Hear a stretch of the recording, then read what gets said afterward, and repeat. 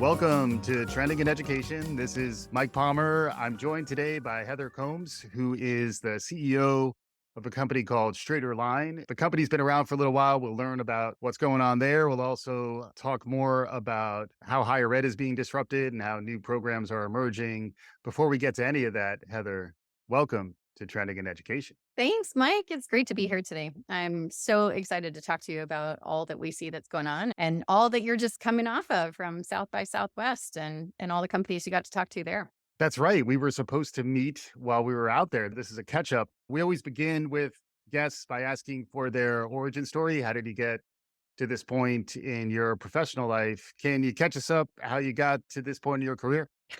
Sure. I ask myself that question a lot too. How did I wind up here? I'm about a year in to the CEO role at StraighterLine, and I'm coming from 5+ years in software development where we worked on a lot of ed tech companies, but not exclusively. Also worked Yep. in the financial services industry and the media Mhm. industry. And then before that, I spent the bulk of my career at a company called CEB, which sold to Gartner. So it doesn't exist anymore, but it was really in the space of best practices for corporations. And I was there from the time it went public for the 13 years that followed, and it went through rapid growth. And so my background is really in helping companies grow and Mm, think about where they can adapt their models right. and add new products or enter new market. Digital transformation. I think so, although we didn't call it that for Yeah. so long. I would say in hindsight, a lot of it really is about how do you adapt to a changing market and how do you make sure the product you're taking to market meets the buyer's need?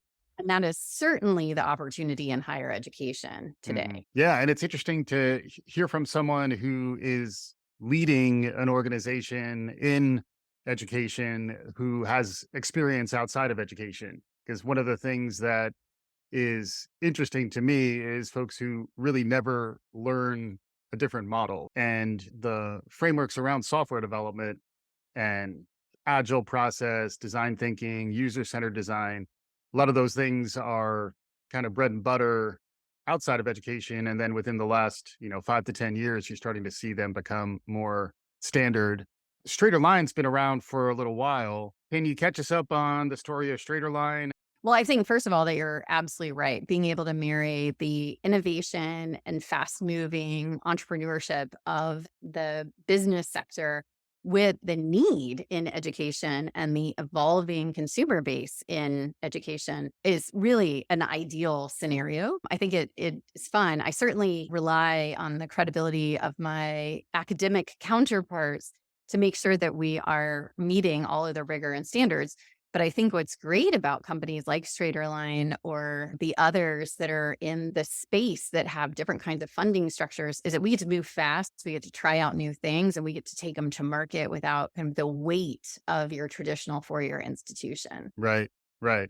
And then the actual work that y'all are doing, if folks aren't familiar with Straighter Line and its story, can you catch us up a bit on that?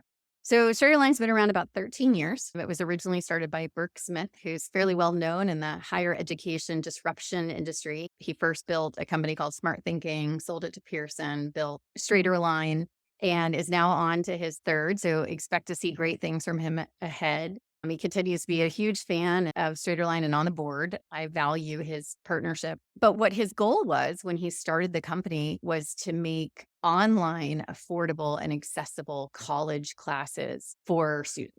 And this started before that was a thing. So I happen to have 5 teenage daughters between the ages of 12 and 18. And I tell them regularly there is really a time before classes could be taught online. Mhm. But these kids don't know that because, of course, they came through COVID. So Right, today, what seems absolutely possible, even rote to them, was really a novel idea 13 years ago right, that you could right. teach a class online. And so StraighterLine was designed as a complement to colleges. You cannot graduate from StraighterLine. You take your classes and then you transfer them to the school that you're going to graduate from. So, really, it was a model to allow, at the time, adult working learners a chance to take classes on nights and weekends at their own schedule Mhm. and then transition those courses into their degree program. So when I say affordable, I mean really affordable. Most of our students get through a class in about 5 weeks for $200-ish. Mhm. So your variations there are a little bit on how much the course is and how long it takes them to complete, because there's a subscription piece of the model. But that allowed a pay as you go opportunity for students to drop in, take Algebra 1, transition it back into their full degree program. Today, that's really growing to be lots of different personas that work inside the StraighterLine college credit model. And we'll talk about what we've added as well. But in the college credit piece, now there are students who are accelerating their Mhm. time to a degree by trying to take more classes at once. There are students trying to hashtag hack their way to a degree, which is a movement that you'll see people who are looking to get a full college degree for under $10,000. Mm. And then there are students who are there to take prereqs to get into a degree program that starts in a few months. We see a big spike in the summer right before school starts, Right. the traditional college school starts. And then there are students who are retaking a course for grade improvement or because they dropped a course, and all kinds of other sort of reasons that they come in and need one or a handful of courses to further their degree plan at that very inexpensive, anytime you want to take it model. So we see students on the platform on late nights, weekends. We see them accelerate in less than a week sometimes if it's a Right. course material they know really well. So it's asynchronous. It's 24/7. They can log in anytime they want. We have in the past talked about binge learning in different contexts, both for good and bad. Good for the binger and that you can power through stuff, but also a little tricky where, by the 12th episode of Game of Thrones in a marathon, my retention may not be as great, but there are still standards built in. And it's really interesting to think about this company being around leading into the pandemic years. And then when suddenly everyone's forced home, forced online, that must have been a seismic shift to the story of StraighterLine, because it seems like more folks probably woke up to the idea that this model makes a ton of sense. And then now, even as we're in the midst of a bit of a snapback to let's go back to the way things were, there's a good portion of folks out there that light bulb is still blinking above their head. And they're saying, wait a second, like your daughters, and again, thank you for your service, your 5 daughters, they're all just assuming, well, of course, there's some way for me to a la Absolutely. carte and supplement. It's got to be a wild ride for the organization. Well, I think so. And I think one of the best things that happened in that space is that entire higher education world had to accept that it was possible. So I think there were still places that they didn't believe that you could teach high quality classes and you could grade those high quality classes and you could do live proctoring to make sure that this student Right. is validated when they're testing. It forced an absolute realization and acceptance of the model that accelerated so quickly adaptation. Because as we know, higher education is not the fastest moving industry out there. So I think that aspect of it really helped. But the other thing it did was change the competitive landscape pretty dramatically. The rise of the OPM model, the addition of competitors in this space. And for folks who might not know what an OPM is, can you just describe real quick? The OPM model is essentially where colleges have partnered with companies in order to bring their classes online. The way that it's slightly different than, say, a straighter line option is that those classes are traditionally a lift and production online of the course that the university has already started teaching. So you start at the same time the semester starts, you end at the same time, and you Mm, interact with that faculty member. yeah. So you're taking the course online, but it is most often the same price as Yep. your in person class. And it takes the same amount of time Mm, and often even the same amount of times that you have to sit for the class. So if you have a Tuesday, Thursday at 10 a.m., that is still a commitment of that class. right. Now, the upside is those classes, because they're part of the university's degree program, students can use financial aid. So Mm, you'll see that in a hybrid model fairly often these days, Where in a straighter line instance, you're really looking at a pay as you go model so that what you're trying to do is prevent students from needing loans or financial aid in the first place, and Hmm. really trying to keep an entirely different funding model available. And that's where I think having lots of choices for students to put together various parts Hmm. is a great thing for everybody. Yeah. And it ties to, I guess, the combination of problems. One is affordability, and the other is transferability, the ability to move stuff around. Folks I tend to think that markets are not inefficient, but they frequently are. And they're not user centered to the point we were making before. And especially if you start thinking about the TikTok generation, the Fortnite generation, who just expects everything to work and to just be available through their phones. It's a very different model in terms of what you're designing here. Do you have any thoughts on those two ideas, affordability and then transferability of the experience? Well, I spent a lot of time thinking about both. On the affordability side, it's interesting because I exist in a lot of rooms where the conversation is about who should pay the bill for higher education. So there's the discussion on loan forgiveness, there's the discussion on increasing the Pell fundamentals, there are options for all kinds of funding and allocations for underrepresented groups. But what I find is missing in those conversations very often is, why is the bill so high in the first place? Right. And are we creating alternatives where the 4-year on campus experience is not right for everyone? So it's Hmm. not right for a working parent, adult learner. They can't step out of their lives for 4 or 5 years and go to school and then Right. come back to their life. They have to do this at the same time. And so, what are models that work for them? And Hmm. what are the price points that can be possible if you start stripping out things like athletics and big buildings? Right. The lazy river problem. To the best of my knowledge, there's not an online lazy river yet. Correct. No, Yeah.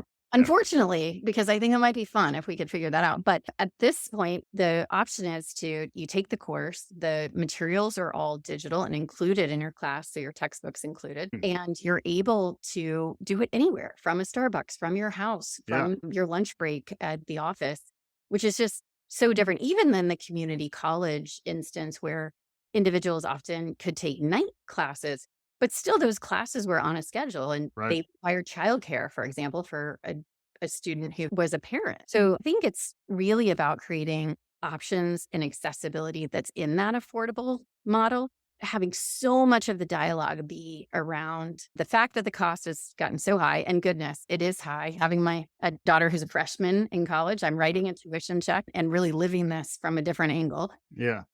but also thinking about what we're going to do to lower those costs for those who need it Right. lowered. Right. And then transferability. Ooh, this is one that I hope the entire industry really starts making some faster movement on. The research around how many credits a student loses when transferring are heartbreaking. Hmm. We're all talking about how we want more students to graduate. You hear this number thrown around all the time. 39 million students in the US have some college Some and no. college. And we aren't talking enough about, what do you do for those students to make sure that you have considered competency based learning, that you have transferred every credit that they have taught, that you're giving them credit for work experience or military experience, that you are thinking holistically about getting that student to the moment of degree, Hmm. because so often it goes the other way. When you see a school decline a student's Algebra 1 course, you have to think, but Algebra 1 is pretty standard. There's not a lot of subjectivity to math Right. in the student experience. And so, why would we deny a student who has successfully navigated another school's math class? Why would we not transfer that credit? And I think schools really need to stop and think through what their bigger goal is in those moments. Yeah, it's one of those places where I've heard more talk of the hidden curriculum and the idea that as a first generation student, a non-traditional student, you don't necessarily pick up on the clues in terms of having that direct path to the job you want on the other end. I think now that awakening is starting to hit the world, but it's still not necessarily making the model widely accessible, at least in terms of the way people think about it. It relates a little bit to the digital divide and people's readiness, people's awareness of the value of going online. The adoption of MOOCs, for example, the majority of people who are taking advantage of the MOOCs, based on what I've read, are people who probably could have gotten that education in other ways. What's interesting now, though, is particularly since the pandemic, there's been more of an awakening of the importance of digital access and digital inclusion. And now more folks who maybe would have thought the only path is through a physical community college are now starting to realize, oh, there are other models out there. Can you talk about how that awakening has been unfolding and how it relates to what you're doing at StraighterLine? Well, I think it just makes it where many more students see the opportunity that is available and they start experimenting with lots of different ways to create their own pathway. I think now even the employer market is getting in this conversation about if we're doing better student advising and we were helping students pick their courses in the right order to be able to earn and learn at the same time. So Mm, they're moving up through their career because those courses are the exact courses they need to be eligible for a first job or an advancing job. Then you are starting to be more effective and efficient for the learner, a pathway to the degree, possibly, or a certificate, certification, other need in their career field, and not losing time for that student or money. mhm. What is tough is to see a student who starts the first time and wants to power through a degree program, but doesn't know what the classes are that will help them first. So Right. is art history going to be, the first class that they need in order to step into their career? Or are there places where a certain set of accounting classes will get them into a first business job? Right. Or in our early education programs where the individual can move through daycare classrooms to preschool classrooms to adding up their credit for a K-12 teaching certification and often also covering their continuing education requirements. Mhm. If they take those classes in the right order and are providing them back to their employer, they can be Mhm. moving up in their salary as well as their position and still making progress along their pathway. Right. And then the skills that folks need, you mentioned some interesting ones there. And as a parent of a 4-year old, I was leaning in when you were talking about the early childhood education piece of it. The other space that's rapidly being disrupted is technology jobs and IT certifications and skills gaps. Since the model that you're describing is leaner and more responsive, I would imagine, to major shifts. I haven't talked about ChatGPT until now, which is pretty good for me. But any thoughts on the skills disruptions and the more technical side of the equation, where I would imagine Straighter Line has a role to play in those contexts as well? Absolutely. So across this past year, what StraighterLine's been doing is taking that model that had the general education courses for college and been expanding the content on the platform because the platform already exists. The academic faculty that is able to create these courses and to make sure that they meet the rigor and standards of the ACE recommendation for credit process, they can create and add any content to that platform that's needed by the immediate job market. And so StraighterLine, which is this heavily mission-driven organization, and I think this is one of those things that people forget about for-profit education organizations. Is many of them, you can, when you're up and around them, you'll really feel the mission-driven effort of it. And the StraighterLine is certainly true. And so what we've done is really look at the places where there's the biggest skill worker gap. Hmm. So mentioning education, that was a big acquisition we did this year. We brought together StraighterLine and CEI, which is the Child Care Education Institute, in order to bring the classes that help an individual be employed in those daycare and preschool classrooms and to get their CDA Mm. from this same online, affordable, flexible model and stack those right into a degree program if they wish is really, I think, the direction of the future. These aren't two different populations, they're one. So education certainly one. We talk a lot about how a $250,000 degree is a poor ROI for a $30,000 a year third grade teaching job. Yeah. So how can we make that a more affordable career option for Yeah. individuals so more teachers will select in? While also paying teachers more. Absolutely. Pay them so much more. Are you kidding? I am so pro teacher since they take care of my kids all day long. And then another is the healthcare industry. So the nursing shortage. In StraighterLine, more than 40% of our students who come through self-describe as wanting to be on a healthcare pathway Mm, or are mm, taking prerequisites for a nursing program. right. And this is one of those places, again, ROI low, skill worker gap high. And we've got the opportunity to speed through helping get more people Yeah. workforce ready. And then to some of the industries that you're talking about, two of the others we really see is one in cyber and IT. How can we make more software developers faster without waiting 4 or 5 years for them? Right. And then is somewhat in the business skills space. So individuals who are really ready to take on the modern day business workforce roles. And so I think those are all places that we have opportunities. We're working on them at StraighterLine to bring them together either through acquisition or partnership or building the courses ourselves and presenting them back to the students to kind of keep them moving through the process as quickly as they can. Yeah, for me, I always come back to the idea out of hospitality of the concierge, someone who can help me navigate the complexity that's out there. And then the related idea when you mentioned stackability is the idea of like, where is my learning record book? Just like I have a wallet, and I have a digital version of that, where's my learning records that I own Uh-huh. digitally, and I can just show that passport. People know immediately what's going on with me. We're getting into the future casting part of the conversation, but as someone who's also worked in other sectors like finance, any thoughts on ways in which there's a real misalignment here and some opportunity to provide that higher touch service? Because it does feel like it's a little bit overwhelming when you start having to piece this stuff together and you may not be the most organized person to begin with. Well, and you think about the population too, it very often is one that's torn between a lot of responsibilities, that working parent, Mhm. adult learner. This isn't a person who's just endless amounts of time to Yeah. figure out an otherwise fairly difficult industry. One of the things StraighterLine does to try to make it easier is we have 160 direct articulation agreements with universities, which means we can tell the student upfront definitively Mhm. that that class transfers to that school, Yeah. which just saves everyone time and energy. And I'd love to have 2,000 of those. Straighterline classes have been accepted at more than 3,000 universities. So I'm bullish on their transferability.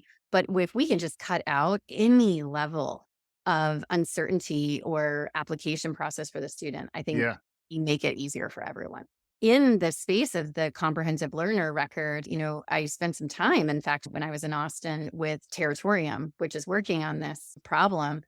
I really believe, just like our health records, our medical records, we should get to a place that there are just standardized methods to pass along and add to a student's evolving portfolio. And that should include everything from their military experience and jobs they've had and courses they've taken and skills that they have been verified so that as hiring managers on the other side, we're really able to evaluate the whole person and all the experiences they've had in one consistent opportunity. It'll all be running on the blockchain using Mhm. AI. I mean, it's all going to happen. We're on our way there. I mean, Well, think about that compared to current day transcripts. We still ask schools for transcript, which the vast majority of then print, stamp, and mail in right. the mail a transcript. I mean, surely there's a faster, better way. Absolutely. And then at the same time, on the other end, when you get that job, it's not like your education stops.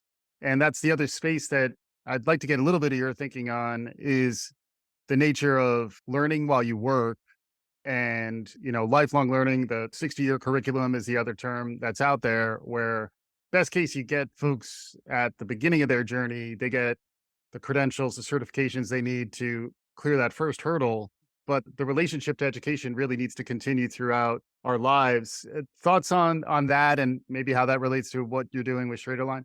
Well, I think that first of all, we need to think a lot less about there being an upfront degree granting program that makes you somehow job worthy. And then for the rest of your life, you have to sort of been deemed ready. Yeah. It is a continuous effort to upgrade your skills and your positioning with the changing needs of the workforce. So I think this is where the employers and those that are trying to educate have to do a much better job of cross communicating the skills that are needed and how the educators can validate those skills. There are many opportunities in the market, so many that I think hiring managers, recruiters are overwhelmed by the names of these organizations, by what a different certificate or class or credential means. And if we could standardize to some degree on skills Mm. and help a person validate that they have those skills, whether they earn them somehow on the job, depending on apprenticeships and various models that Europe seems to be doing much better with than we are, Yeah. or whether they're in a classroom taught setting where not the course name isn't what's evaluated, but what's in the syllabus, what's in the actual curriculum is evaluated.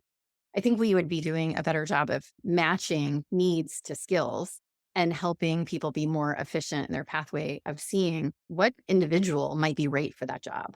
But we're going to have to do a much, much better job of the communication between the employer market and the educator market, which I think just for much too long, especially when you think of that 4-year traditional higher education degree, were they thinking at all about the employer who was going to pick you up on the other end? Hmm. I certainly, most of my degrees are in the liberal arts field, and I have to imagine that my job today and those are not perfectly aligned. Right. Although you did probably learn some critical thinking and other durable skills while pursuing the liberal arts degree. What about the durable skills side of the equation? You mentioned business skills. Sometimes that's also picking up on things like communication, creativity, critical thinking. Any thoughts on how those are either built into specific parts of your curriculum or how they're part of everything that you do? I'd be curious how you think about that. Well, I think that it's where, luckily, my academic counterparts really get into the thinking behind instructional design and what the courses are and what they need to include going forward. So, the evolution, even when I see courses that StraighterLine created 13 years ago versus what they're creating today, a very different interactive learning model Hmm. to test for understanding and comprehension and cumulative learning across the path rather than, say, a one-time large high-stakes exam at the end. So for me, for example, some of my college credits came from AP exams. They still very much exist. Yeah. But that is a multi-hour high-stakes opportunity to prove that sometimes a year's long worth of information Hmm. versus something that's more credible. So I think that just rethinking how we teach and how we test for comprehension is important. I think that that's going to be very true in some of the technologies you just mentioned, with the chat GPT opportunities, like how are we going to make sure that we're teaching students to think? And there are going to be the AI opportunities to do a lot of it for you. Right. And yet we're going to need a lot of people who understand AI technology to work in AI technology. And so this isn't an either or, it's a how do we bring together the evolving skills of the workforce with the way we teach and what we teach in Hmm. those durable skills.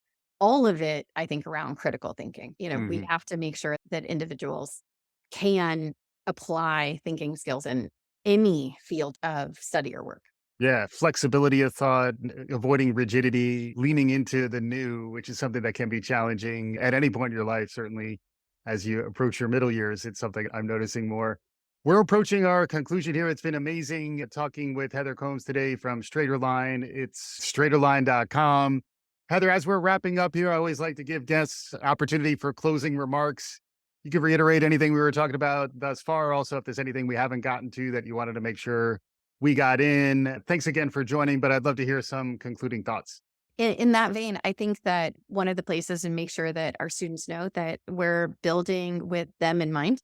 So StraighterLine aspires to be entirely student centric. So we want to hear from you and we want to work for you and we want to help make college affordable and accessible really on your own time to empower students to take control of their lives. So We're certainly out there. We are working hard on a relaunch this summer of the full platform experience and the website, modernizing as this technology that we talked about today continues to change to try to make it even easier and more user friendly than we are today.